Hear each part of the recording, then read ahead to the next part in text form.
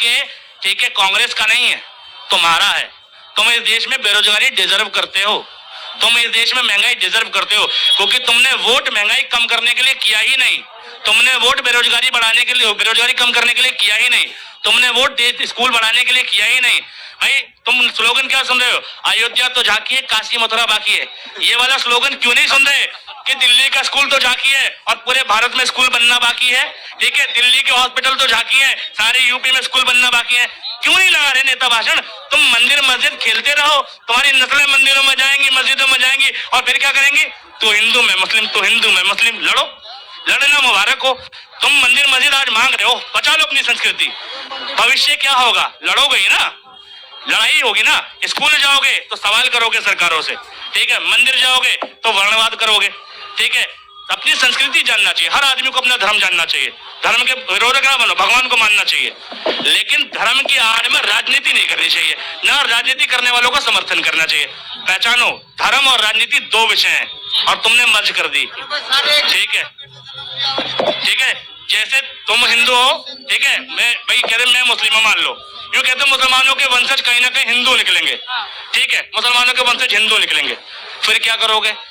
मान लो उसका बाप रामलाल, श्यामलाल, ठीक है, मोहनलाल था, फिर क्या हो गया? अभी तो मोहम्मद फारूक है ना, ठीक। अगर वो बंदा हिंदू धर्म छोड़ के मुस्लिम धर्म में आ गया तो कुछ तो कमी रही होगी पहले, तभी तो उसने कन्वर्जन किया। कराया था, अपनी अपनी को नहीं आता है, हमारे कर ले, कर ले मुझे कोई बोले। हाँ, औरंगजेब, नहीं नहीं नहीं, एक मिनट, नहीं सही बोल रहे, इन्होंने कहा जबरदस्ती कराया। सुनो, अच्छा सुनो, एक मिनट, जबरदस्ती करा दिया, मान लिया, औरंगजेब ने करा दिया, बाबर ने करा दिया, गर्दन चाकू की नोक पे करा दिया, एक पीढ़ी का करा दिया, फिर बाबर मर गया, ठीक, बाबर चला गया 1500-1700 में, अंग्रेज आ गए, फिर कौन सी जबरदस्ती थी जो बने रह गए? फिर वापिस हिंदू हो जाते, फिर हो जाओ, हैं? अरे धर्म में भाई बुराई नहीं थी तो बने रह गए, धर्म में अगर गड़बड़ होती वापिस हिंदू हो जाते। अरे मुझे आज मेरे धर्म में गड़बड़ निकलेगी, मैं कहूंगा भाई मैं नहीं रहना चाहता, मैं दूसरा धर्म अपना लूंगा।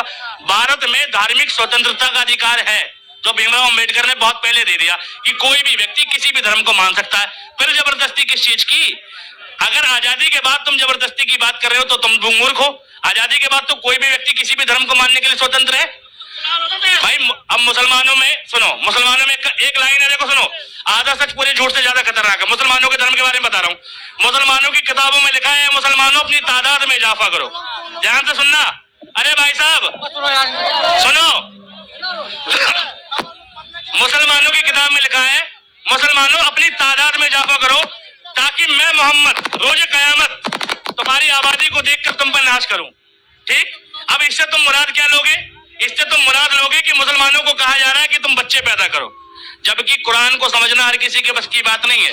मुसलमान अपनी तादाद में इजाफा करो का मतलब यह है कि अपने धर्म को इतना अच्छा रिप्रेजेंट करो, अपने धर्म की इतनी अच्छाइयां रिप्रेजेंट करो, इतनी मॉरलिटी लाओ, इतनी चैरिटी करो कि दूसरे लोग तुम्हारी अच्छाइयां देख के तुम्हारे धर्म में सम्मिलित हो जाए और तुम्हारी जनसंख्या बढ़े। ये है, ठीक है। कुरान में ये भी लिखा है कि मत जाओ नमाज की तरफ, मत पढ़ो नमाज तुम, ठीक है। तो क्या मतलब वो कह रहा है कि नमाज मत पढ़ो? नहीं, वो कहता है उस वक्त जब तुम नशे की हालत में हो, ठीक है। क्यों? क्योंकि तुम नशे में होगे तो तुमसे गलतियां होंगी, ठीक है। और शराब हराम है, शराब हराम है। क्यों हराम है?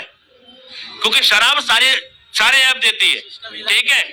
एक आदमी को 3 टास्क दिए गए कि तुम एक औरत के साथ बलात्कार कर दो, दूसरा एक बच्चे को चाकू मार दो, और तीसरा उसके बच्चे को चाकू मार दो, और तीसरा शराब पी लो।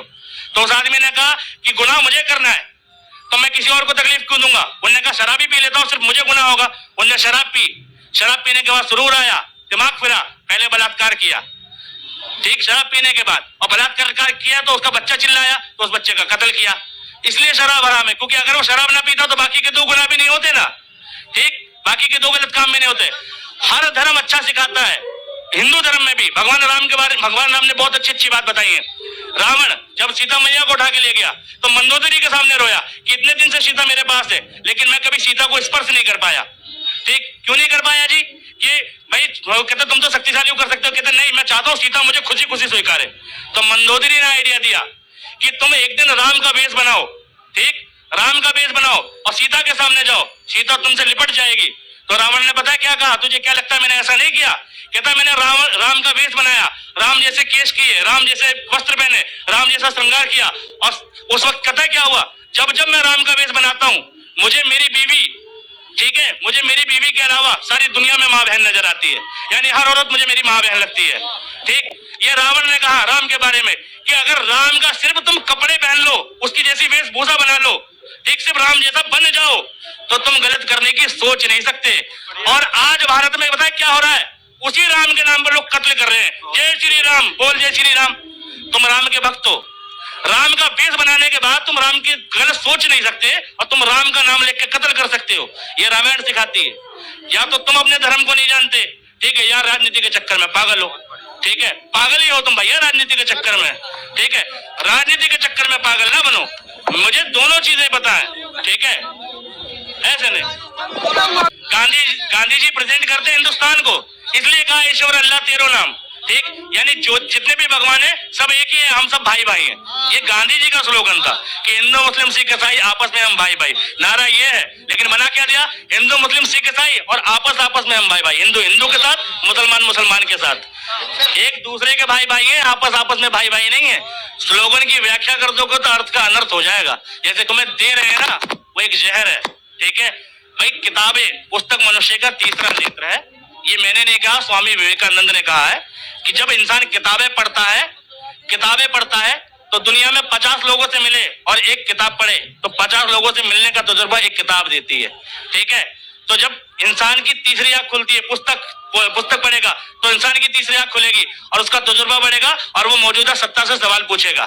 ठीक है, तो तीसरी आंख महादेव की भी है। ठीक है, तो तीसरी आंख हमेशा ध्यान रखो, चाहे भगवान की हो चाहे अपनी हो। यार गलत के चक्कर में क्यों पड़े हो यार, क्यों एक दूसरे को मुल्क कर रहे हो। ठीक है, देखो मैं ये नहीं कह रहा, देखो सुनो, मुझे इससे कोई दिक्कत नहीं, तुम बीजेपी को वोट दो, तुम अपने भी दो, जलने वालों को भी जलाओ, मगर वोट देना बीजेपी और कांग्रेस का विषय नहीं है, अपनी सुविधा का विषय है। जो आपके लिए काम करे, फिर वो बीजेपी का नेता हो या कांग्रेस का, मैं जो कह रहा हूँ समझो, उस नेता को वोट दो जिससे तुम काम करा सको, वो किसी का भी हो। बीजेपी का है ना तुम्हारे यहाँ, अच्छा तो बीजेपी को ही देना।